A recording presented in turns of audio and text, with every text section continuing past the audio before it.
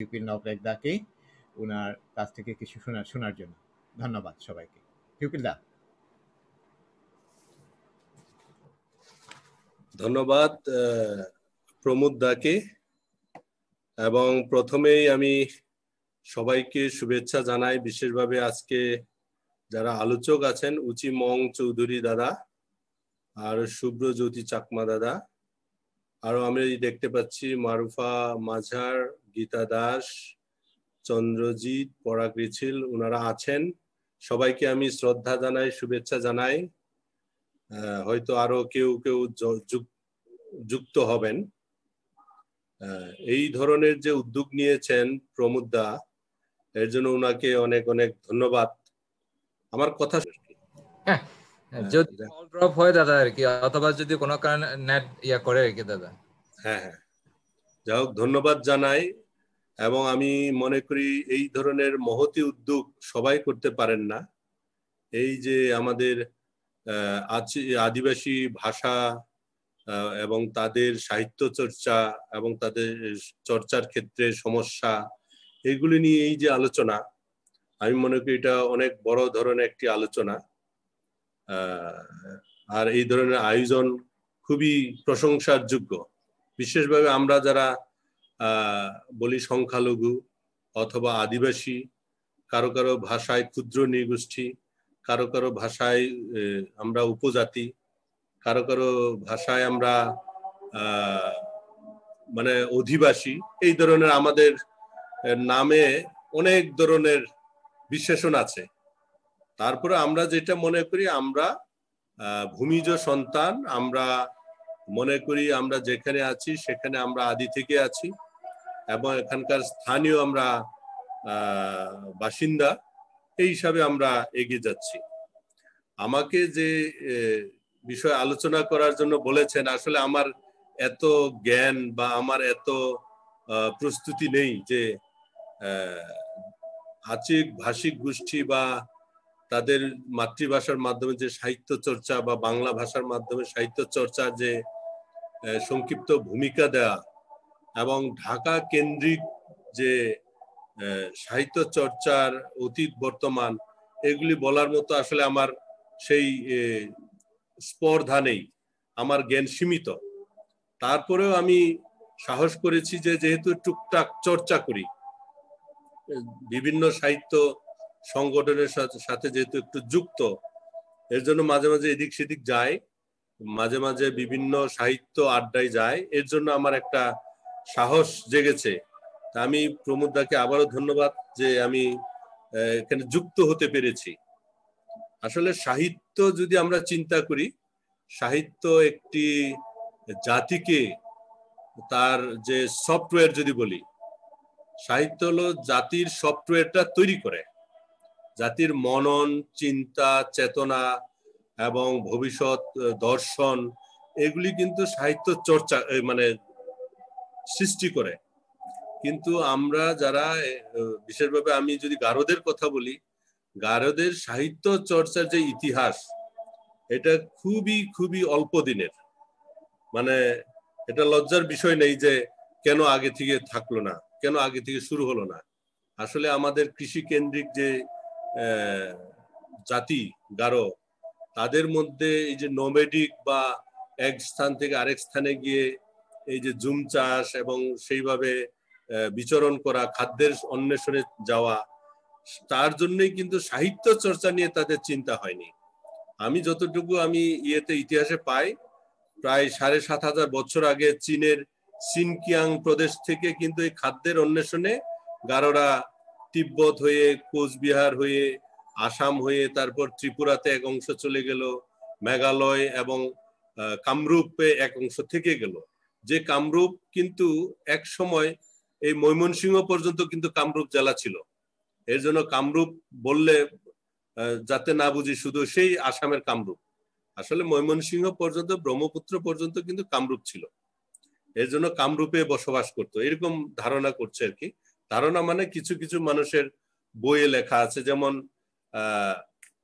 1909 সনে শ্রী কেদারনাথ মজুমদার যে বইটা লিখেছেন, এই যে এখানে, এই বইয়ে কিন্তু সেরকম একটা আভাস দেওয়া আছে গারোরা গারোদের ইতিহাস সম্পর্কে।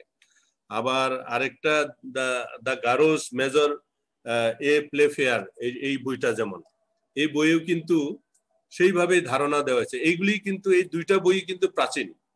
গারোদের যদি ইতিহাস ঐতিহ্য জানতে চায়, কালচার এবং লিটারেচার জানতে চায়, তাহলে এই দুইটা বইকে অনেকেই রেফার করেন, এই দ্য গারোস বইটা আর এই শ্রী কেদারনাথ মজুমদারের ময়মনসিংহের ইতিহাস ও ময়মনসিংহের বিবরণ, এই বইটা রেফার করেন। এটাই 1909 সনে যেহেতু পাবলিশ করা, এর জন্য এটাই প্রাচীন। এর আগে গারোদের বিষয়ে কে কিভাবে বলেছিলেন এগুলি খুবই সামান্য সামান্য, ব্রিটিশ শাসনের সময় খুবই সামান্য সামান্য উল্লেখ আছে গারোদের বিষয়ে। আর যদি বলি বর্তমান যে মডার্ন গারো কখন থেকে সাহিত্য চর্চায় লিপ্ত হলো, এটাও খুবই খুবই রেয়ার। মানে আমি দেখেছি যতগুলা বই ঘাটিয়েছি, মানে ঘেটে দেখেছি যে আমাদের বইগুলি, যেমন 1955 সনে একজন ডক্টর সিনহা টিসি, উনি একটা বই লিখেছেন দ্য সাইকে অফ দ্য গারোস, ওখানে আছে। তারপরে আপাসং আগানা দেওয়ানসি রৌমত্ত, এটা 1970 সনে। এই 70, 55 এর আগের বইগুলো কিন্তু আমি পাই নাই। মানে গারোদের সংস্কৃতি বা তাদের কালচার অথবা সাহিত্য বা তাদের জীবন মান, এগুলো নিয়ে কোথাও তেমন লেখা নাই। এই দুটো বই এবং এই যে 1955 এবং 1970, এই বইগুলোতে কিছুটা পাওয়া যায়। এখন আমাদের বাংলাদেশে গারোদের মধ্যে আমি প্রথম বই যেটা দেখি, গারো আইন নামে বইটা করেছে, এটাও ভাষান্তর, সরাসরি লেখা না। সুভাষ জেংচাম 1976 সনে প্রথম একটি বই করেছেন। এর আগে পর্যন্ত অনেকে বিভিন্ন জায়গায় হয়তো আর্টিকেল প্রকাশ করেছেন, প্রবন্ধ প্রকাশ করেছেন, কিন্তু ওই বই আকারে গারোদের মধ্যে আমি খুঁজে পাইনি। অনেকেই লেখা লিখতেন, অনেক গবেষণা করেছেন, কিন্তু বই আকারে আসেনি। এরপরে দেখলাম যে একজন ভারতীয় ডক্টর জুলিয়াস এলার মারাক, উনি আরেকটা বই আনলেন, ওনার আসলে পিএইচডি থিসিস, সেটা ওই গারোদের customary law of Garos and practices, ওইটার উপর আনলেন। ওইটা বাংলাদেশ এবং ভারত, মূলত ভারতকে কেন্দ্র করে, কিন্তু যেহেতু গারো বাংলাদেশ সেখানে যুক্ত হয়েছে। এই ছিল মোটামুটি গারোদের প্রাচীন যদি সাহিত্য ধরি। যদিও আছে অনেক বই আছে, আপাসং আগানা এই ধরনের বই আছে, বা সেরেঞ্জিং যেটা এক ধরনের নাটিকা বা গীতিনাট্য বলা চলে, এই ধরনের বই আছে। গীতিনাট্যই বলা চলে সেরেজিং যেটা আমরা বলি, এই বইগুলি আছে। এছাড়া কিন্তু সবকিছুই ওরাল ট্রেডিশনে চলেছে। আপনি জানেন যে ময়মনসিংহ গীতিকা, ময়মনসিংহে যে যত সাহিত্য, এত সাহিত্য ভান্ডার, এগুলো ম্যাক্সিমামই কিন্তু ওরাল ট্রেডিশনে চলেছে। আর গারোদের তো এখনো ওরাল ট্রেডিশন চলছে, মানে লেখনী পর্যায়ে আসতে আমাদের অনেক সময় লাগছে। তারপরেও এই আমি যে বইগুলো দেখছি, আমার কাছে যে বই, কয়েকশো বই কালেকশন আছে গারোদের পাবলিশ করা, মানে হয়তো ওই 1990 সন থেকে বা 88 থেকে এই যে 2021 পর্যন্ত, এই সময়ের মধ্যে কিন্তু গারোদের ম্যাক্সিমাম বই পাবলিশ করা। যারা 1970 সনে লিখেছেন, তারা আর্টিকেল লিখেছেন, প্রবন্ধ লিখেছেন, কিন্তু বই আকারে প্রকাশ করেননি। অনেকেরই, যেমন রেভারেন্ড মনীন্দ্রনাথ মারাক, রেভারেন্ড ক্লেমেন রিচিল এবং সুভাষ জেংচামও অনেক আর্টিকেল লিখেছেন, কিন্তু গ্রন্থ আকারে উনি একটাই আইন বইটা এনেছেন, তাও এটা উনার নিজস্ব লেখা না, এটা অনুবাদ, ভাষান্তর।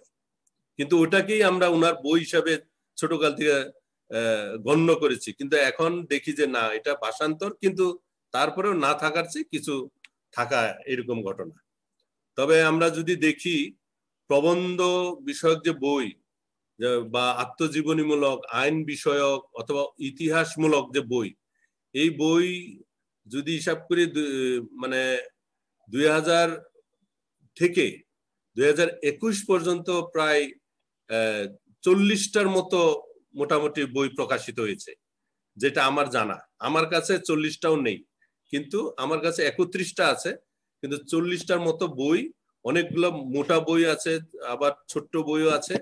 এরকম প্রবন্ধের বই কিন্তু গারোদের 40টা।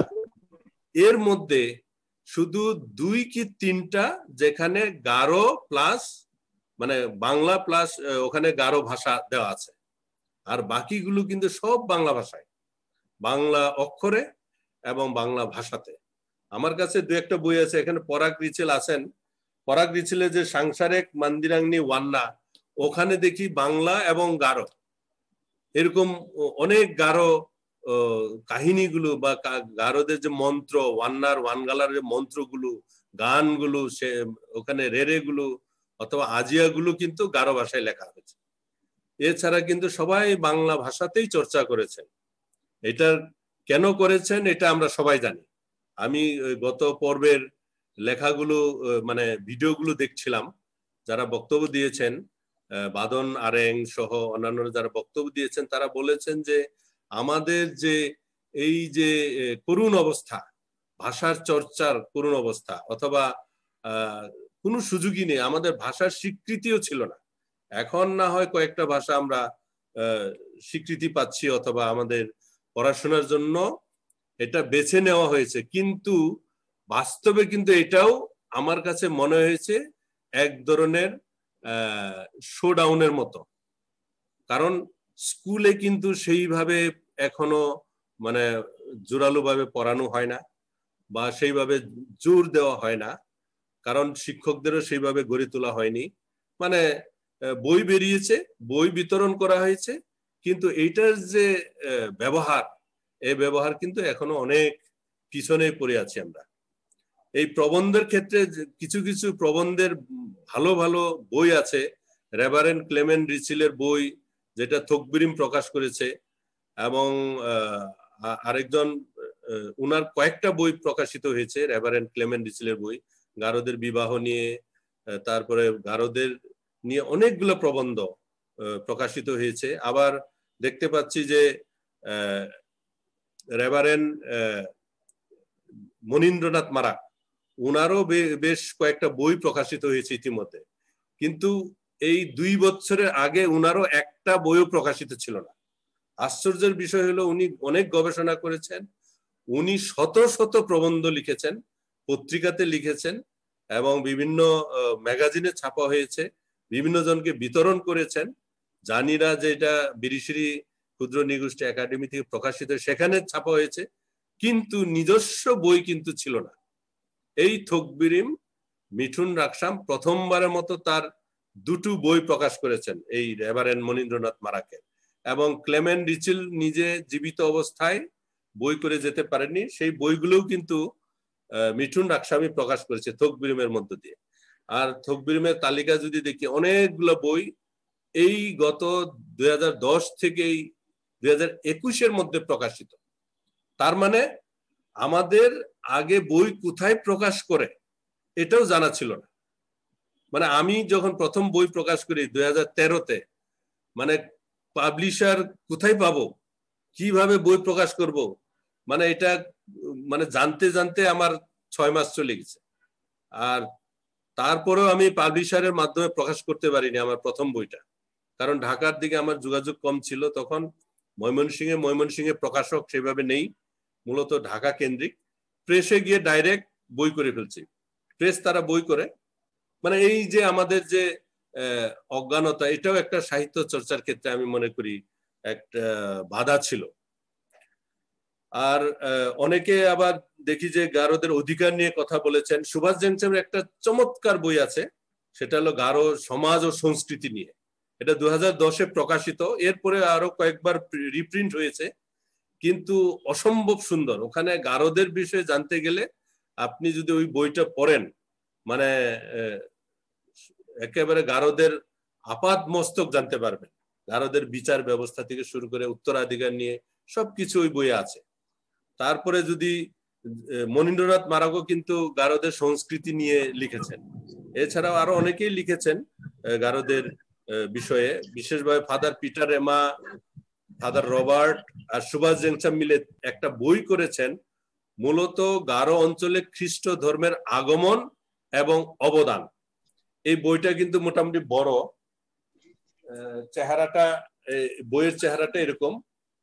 এটা 2009-এ প্রকাশিত এবং এখানে গারোদের ইতিহাসও পাওয়া যাবে, তাদের সংগ্রাম পাওয়া যাবে এবং তাদের ধর্মীয় যে পরিবেশ সেটাও পাওয়া যাবে এবং অত্যন্ত চমৎকার। আমি মনে করি বইটা একটা ঐতিহাসিক দলিলের মতোই বইগুলো, কারণ এর আগে কিন্তু সেভাবে লেখা হয়নি।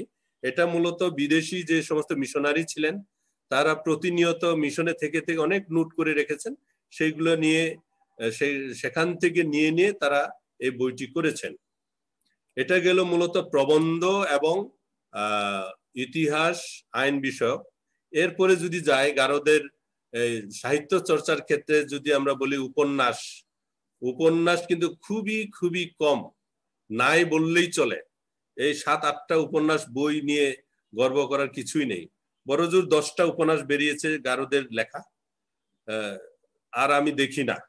এর মধ্যে যেমন কমল কর্নেলের লেখা দেখি, তারপর কমল কর্নেলেরই অনেক, তারই 8-10টার মতো মনে হচ্ছে। আরো 2-1জন ছোট গল্প লিখছেন, ফিডেল ডি সাংমা।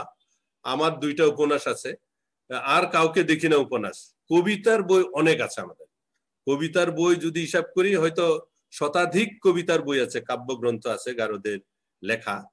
এই বিগত 2000 থেকে 2021-এর মধ্যে, এর আগে কিন্তু 1-2টা মাত্র পাবলিশ হয়েছে কাব্যগ্রন্থ। কিন্তু এই 20 বছরে হঠাৎ করে এত বিস্ফোরণ ঘটলো, আমিও বুঝি না কেন। এটা কি এই বর্তমান ডিজিটাল যুগের জন্যই, না গারোদের মধ্যে সাহিত্য প্রেমটা বেড়ে গেছে, সেটা আমি জানি না। কিন্তু এই 20 বছরের মধ্যেই কিন্তু সাহিত্যটা বেশি চর্চিত হয়েছে আমি মনে করি। এবং অনেকেই মানে গারো, বাংলা এবং গারো এই উভয় ভাষাতেই করেছেন কবিতার বই। আমি দেখেছি লুই সাংমা, তার বইটাও দেখলাম যে গারো এবং বাংলা। মিঠুন রাকসামেটাও দেখেছি এরকম, মতেন্দ্র মানকিনও সেরকম লিখেছেন। মানে এই যে আগে শুধু বাংলায় করা হইতো, এখন কিন্তু গারো, বাংলা। এবং আমি নিজেও পরিকল্পনা করছি আমি 3টা ভাষায় করব, গারো, বাংলা, ইংরেজি। মানে একটা কবিতাকে 3টা ভাষায় যাতে করতে পারি। আরো যদি আরো কিছু থাকে, যেমন হাজং ভাষা বা মণিপুরি ভাষা, 2-1জন বন্ধু বান্ধবকে ধরলে মণিপুরি ভাষায় করা যাবে। এরকম যদি আমরা একসঙ্গে করতে পারি, একবারে 4-5টা ভাষায় একটা বিষয়কে আমরা তুলে ধরতে পারবো, এতে কিন্তু কারোর ক্ষতি হবে না, বরং এটা অনেকের জন্যই আমি মনে করি উপকার হবে বা অনেকেই জানতে পারবে। আরেকটা বিষয় যদি ছোট গল্প বিষয়ে যদি বলি, সাহিত্যের এই বিচরণটা আমাদের অনেক বিশেষভাবে পত্রিকাগুলোতে ছোট গল্প, তারপর সাহিত্য পত্রিকা যেমন প্রতিবেশী আছে, স্বর্গমর্ত আছে, অথবা জানিরা আছে, অথবা বার্ষিক যে ম্যাগাজিনগুলো বেরোয় সেখানে কিছু ছোট গল্প প্রকাশিত হয়। কিন্তু বই আকারে ছোট গল্প করা খুব কম। আমি 2টা কি 3টা পেয়েছি, আমার হাতে 2টা বই আছে, ফিদেল ডি সাংমার বই আছে আর আমার একটা আছে, আর কোনো গল্প বই নাই, মানে ছোট গল্পের বই নাই। মানে অনেকে কবিতা লিখেছেন, প্রবন্ধ লিখেছেন, ও কিছু কিছু মানুষ উপন্যাস লিখেছেন, কিন্তু ছোট গল্পের দিকে আমরা এগিয়ে যেতে পারিনি। প্রকাশিত হয়েছে বিভিন্ন পত্রিকায়, কিন্তু গ্রন্থাকারে মানে সেটা প্রকাশ পায়নি। আমার কাছে যে কাব্যগ্রন্থগুলো আছে, প্রায় 55টা কাব্যগ্রন্থ আছে আমার কাছে, যারা কবিতা লিখেন। বিশেষভাবে আমাদের গারোদের যদি কবিগুরু ধরি, যিনি মানে অনেক দিন, দীর্ঘদিন ধরে কাব্য চর্চা করছেন, উনি হলেন মতেন্দ্র মানকিন। এই পর্যন্ত অনেকগুলো কাব্যগ্রন্থ প্রকাশ করেছেন, কিন্তু উনিও কাব্যগ্রন্থ মূলত এই 2000-এর পর থেকেই প্রকাশ করা শুরু করেছেন। এর আগে প্রতিবেশীতে লিখেছেন, জানিরাতে লিখেছেন, বিভিন্ন পত্রিকায় লিখেছেন, কিন্তু গ্রন্থাকারে উনারও প্রকাশনা ছিল না। উনার অনেক কবিতার বই আছে। সর্বশেষ কয়েকটা কবিতার বই দেখি যে কবিতার ময়ূর নৃত্য বা বলে যে জাত থাংনি জুমাং, মানে নিজের জাতের স্বপ্ন, জুমাং মানে স্বপ্ন।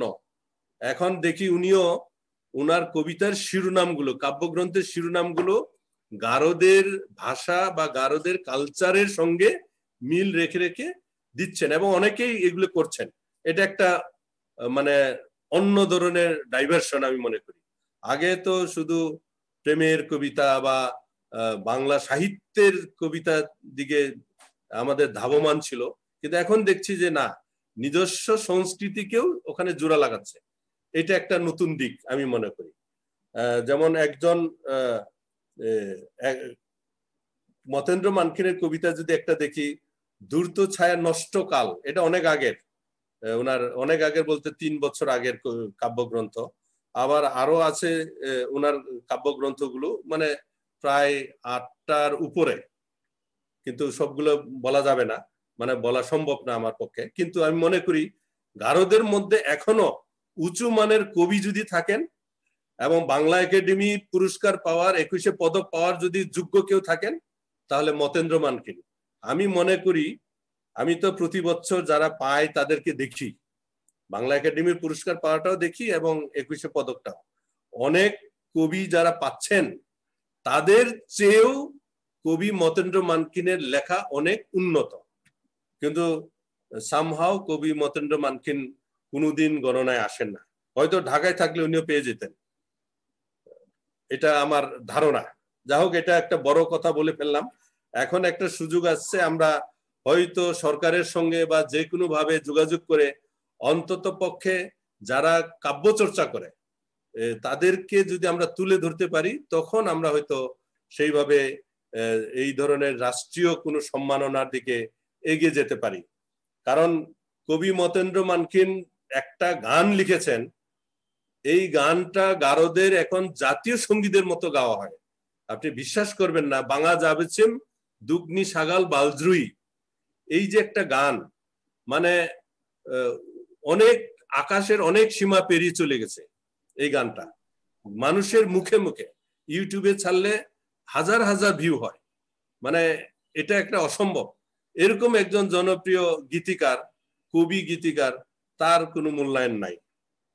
মানে সাহিত্য জগতে আমি দেখি যে সেরকম মূল্যায়ন দেখছি না। তবে গারোদের সাহিত্য চর্চার ক্ষেত্রে যদি ঢাকার দিকে দেখি, যারা সাহিত্য আগে চর্চা করেছেন তারা কিন্তু কোনো না কোনো সময় ঢাকাতে ছিলেন।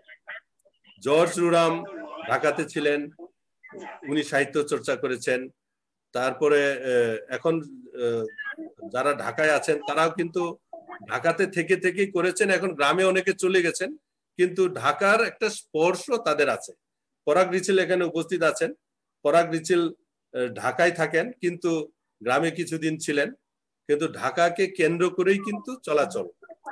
ঢাকায় যে আমাদের সাহিত্য চর্চা আমরা দেখি, বিশেষভাবে আমরা গারোরা মাঝে মাঝে সাহিত্য আড্ডা দেই নকমান্দিতে সাহিত্য আড্ডা দেই।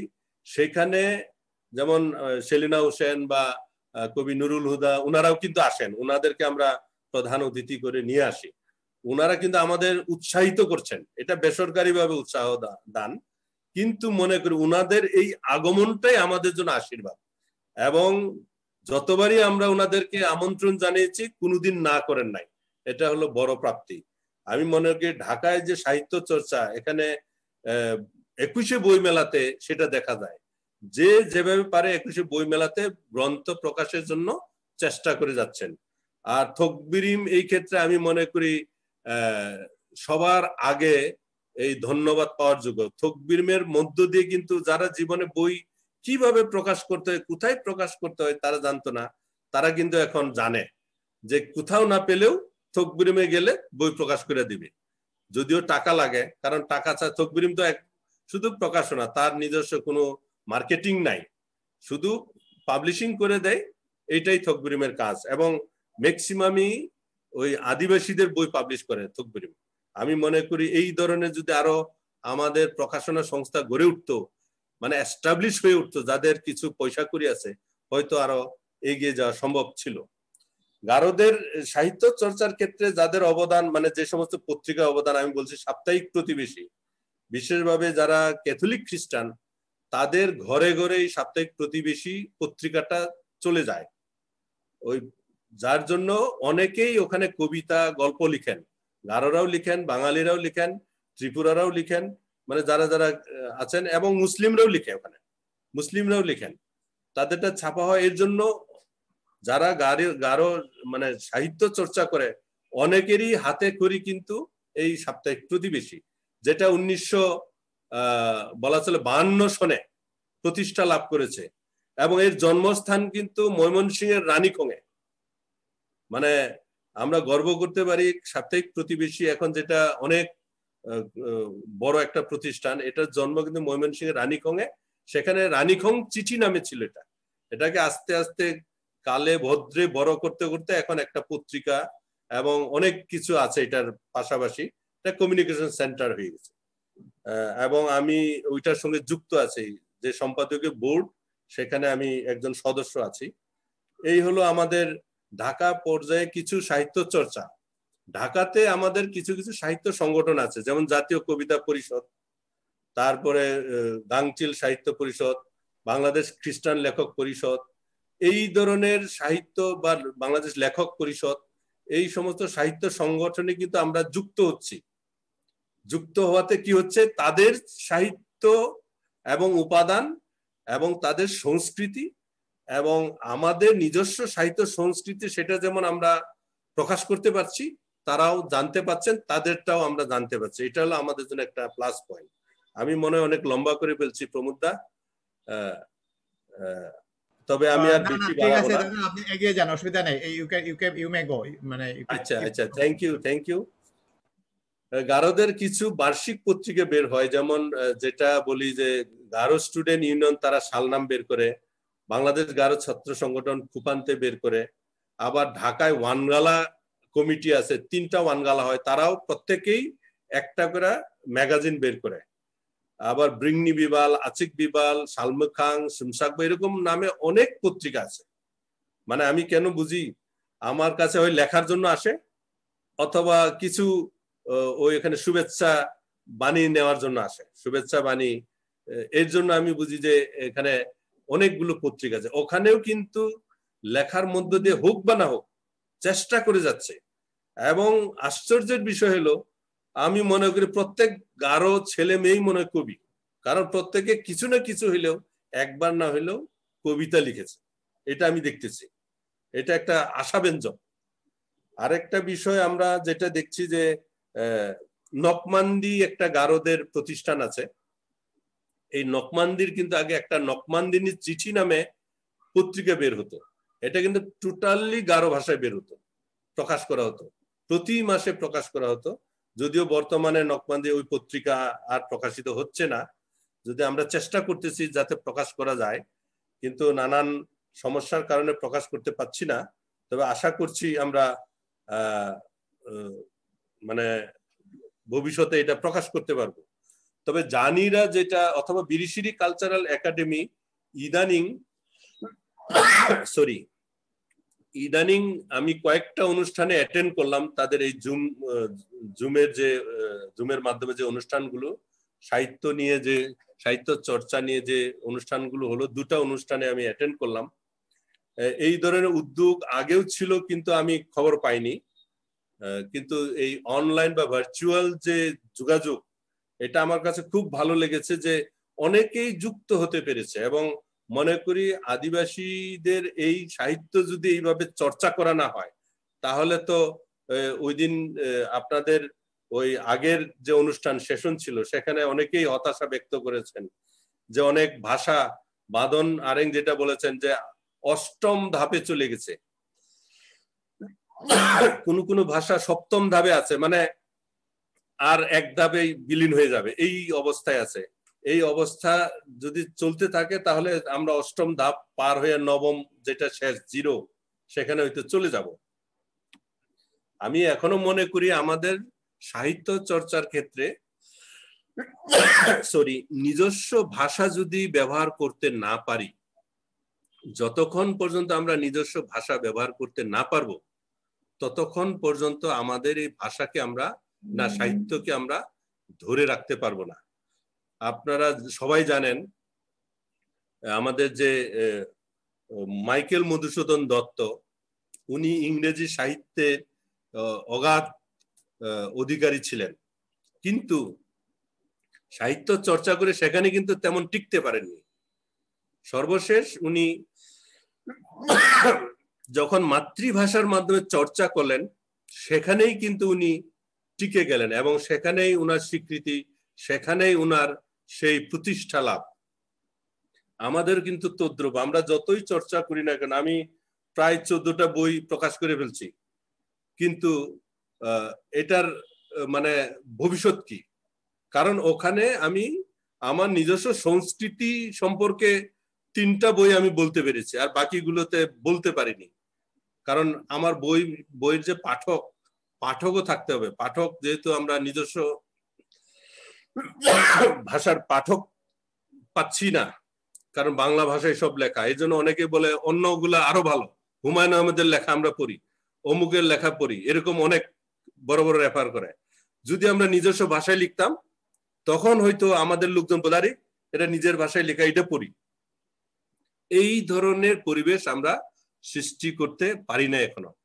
তা আমি আর বাড়াবো না, আমি শুধু সমস্যার কথা এইভাবে বলবো, যদি রাষ্ট্রীয় কোনো পৃষ্ঠপোষক যদি আমরা না পাই, রাষ্ট্রীয়ভাবে যদি আমাদের এই সাহিত্য চর্চাকে যদি সহায়তা না করা হয় বা সেই ধরনের পরিবেশ সৃষ্টি করা না হয়, তাহলে কিন্তু ভাষা, নিজস্ব ভাষা যেমন হারিয়ে যাবে, আর এই গারো এবং আমাদের অন্যান্য আদিবাসী যে সমস্ত আছেন তাদের ভাষাও কিন্তু এক সময় আমরা দেখব যে থাকবে, ভাষা থাকবে কিন্তু লিপি থাকবে না।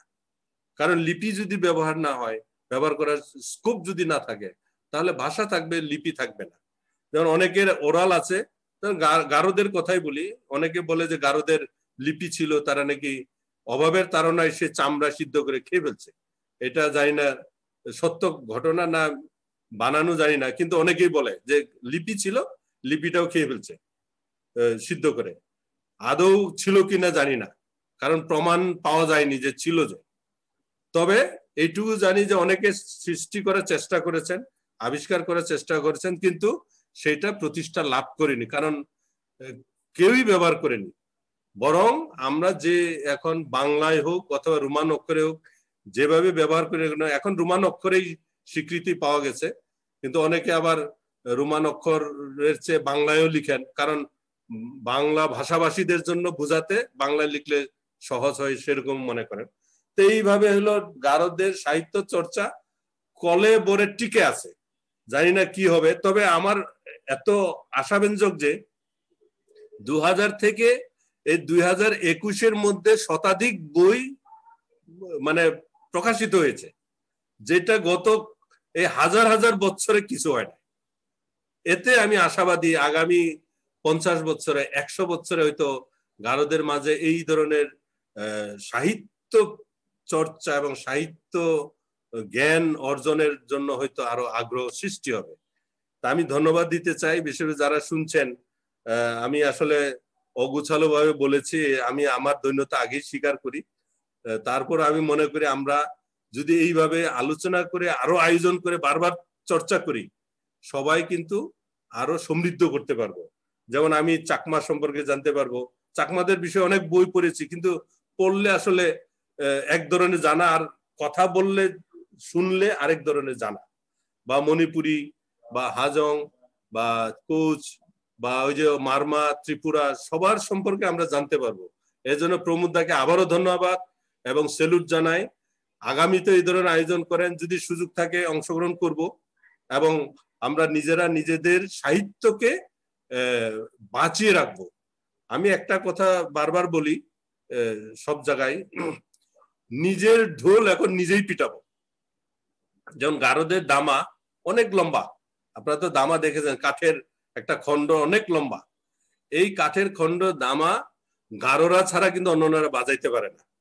অন্যরা বাজাইতে হয়তো বাজাইলে ঢোল ছিঁড়ে ফেলবে অথবা ফেলে দিয়ে ভেঙে ফেলবে, বরং গারোরা বাজাইলে কিন্তু গারোরা দামাকে এত পবিত্র মনে করে, দামা ধরার আগে আগে সালাম করে নেয়, কারণ এটা পবিত্র জিনিস বলে। এই জন্য মনে করি নিজের ঢোল এখন নিজেকেই পিটাইতে হবে। নিজের সাহিত্য, নিজের ভাষা, এটা নিজেকেই এখন চর্চা করতে হবে। কারোর মানে দয়ার উপর থাকলে মনে আর হবে না, এটা আমার ধারণা, এবং সেইভাবে আমরা এগিয়ে যেতে পারি। সবাইকে আবারও ধন্যবাদ, বিশেষ করে যারা যারা আমার কথাগুলো শুনেছেন। জানি না আমার কথাগুলো আপনাদের কিছু মানে সহায়তা করতে পারলো কিনা, কিন্তু আমি মনে করি যে আমাদের এইভাবেই ভবিষ্যতেও আয়োজন করা দরকার। সবাইকে ধন্যবাদ জানিয়ে আমার এই আলোচনা আমি এখানেই শেষ করছি। অনেক সময় নিলাম, দুঃখিত। অনেক অনেক ধন্যবাদ দাদা। আসলেই মানে আমিও দেখেছি, আমি তো 2002 পর্যন্ত ছিলাম ঢাকাতে। ধরেন 1987-88 থেকে আসছি, তো তখন থেকে আপনাদের গারুদের সাথে বা আতিকবাসীদের সাথে আমার চলাফেরা, যাওয়া আসা, খাওয়া দাওয়া সবকিছু ছিল। কিন্তু সাহিত্যের কিন্তু একটু কম ছিল আর কি, বা সাহিত্য সংস্কৃতির প্রতি। তো যাই হোক, আমি শুনে খুশি হলাম যে আমি নিজেও দেখেছি অনলাইনে বা বিভিন্ন কিতে যে 2000 সালের পরে বা 2010 এর পরে, 2000 সালের পরে তো না, 2010 এর পরে আর কি, আপনি যেভাবে বলছেন। তো এর মধ্যে কিন্তু এক ধরনের